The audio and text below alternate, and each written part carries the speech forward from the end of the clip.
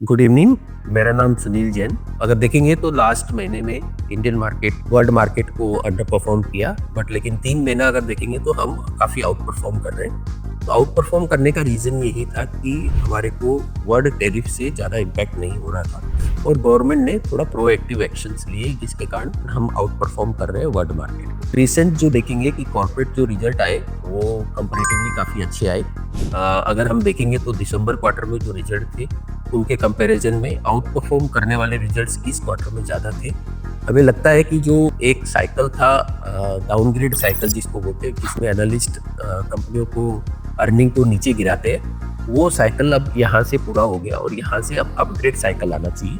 मतलब कि आगे कंपनियों के रिजल्ट्स जो आएंगे वो एक्सपेक्टेशन से बेटर आएंगे और एनालिस्ट फिर अपने अपग्रेड करेंगे अर्निंग्स को।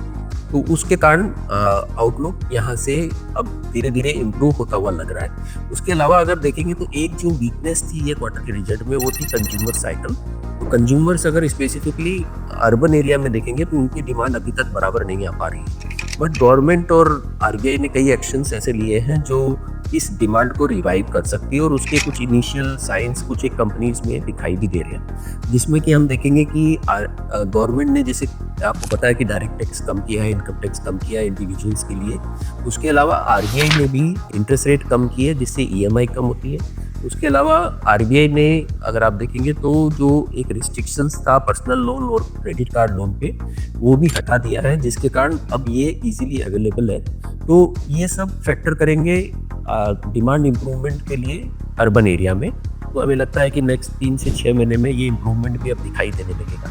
इसके अलावा अगर देखेंगे तो आरबीआई ने कुछ लिक्विडिटी सिचुएशंस को ऑलरेडी इम्प्रूव किया है। अगर हम देखेंगे तो एक बड़ी प्रॉब्लम ये है कि क्रेडिट ग्रोथ जो आ रही है सिस्टम में काफ़ी स्लो आ रही है, करीबन 10 से 11% आ रही है। उसको रिवाइव करने के लिए अगर लिक्विडिटी इम्प्रूवमेंट और इंटरेस्ट रेट नीचे आएगी तो डिमांड पैसे की आएगी और उससे जो एक एडवांसेस ग्रोथ की साइकिल है वो रिवाइव हो सकती है। इसके अलावा गवर्नमेंट स्पेंडिंग जो है वो भी एक बूस्ट मिल सकता है। आरबीआई ने अभी जो एक्स्ट्रा डिविडेंड जो आरबीआई को गवर्नमेंट को दिया है, one of the highest dividend उन्होंने दिया है, तो उसके कारण एक्स्ट्रा मनी गवर्नमेंट के पास आ गई है जो कि रिवाइव कर सकती है। इसके अलावा देखेंगे तो इन्वेस्टमेंट साइकिल थोड़ा सा वीक होता हुआ नजर आया ये क्वार्टर के रिजल्ट्स में और उसके कारण उस सेक्टर्स को लिए थोड़ा कॉशियस रहना चाहिए। एक्सपोर्ट नियर टर्म में थोड़ा स्ट्रगल कर सकता है, मेनली बिकॉज की टैरिफ जो वार चल रहा है उसके कारण इसमें स्पेसिफिकली सेल्स ग्रोथ भी थोड़ी कम हो सकती है, प्लस मार्जिन पे काफ़ी बड़ा इम्पैक्ट आ सकता है एक्सपोर्ट साइड में। तो one need to be careful. अब इतने लास्ट जो 3-4 महीने में रन अप आया है, उसके बाद में हम देखते हैं कि ऑलरेडी वैल्यूएशन जो है एक अपर रेंज जो रहती है निफ्टी के वैल्यूएशंस की, उस लेवल के नज़दीक पहुंच रहा है। स्टिल थोड़ा सा जगह है बट स्टिल पहुंच रहा है। तो उसको देखते हुए ऐसा लग रहा है कि कोई बहुत बड़ा रनअप यहाँ से आना अब मुश्किल है कंसिडरिंग द एनवायरनमेंट और वैल्यूएशन। बट मार्केट एक रेंज में रहने का पूरा स्कोप है। यहाँ से मार्केट हमको लगता है निफ्टी की रेंज करीबन 24,400 से 25,500 के बीच में नेक्स्ट मंथ में रहनी चाहिए। बट क्योंकि स्टॉक्स में कई कॉर्पोरेट्स के रिजल्ट्स वगैरह काफ़ी सुधरे हैं, तो पॉसिबिलिटी है कि स्टॉक स्पेसिफिक एक्शंस बना रहे और कई स्टॉक्स अच्छा परफॉर्म करें।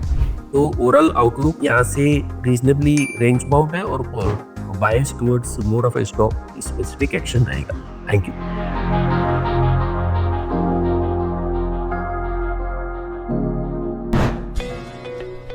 Subscribe to our YouTube channel and click on the bell icon to never miss an update from Nirmal Bang.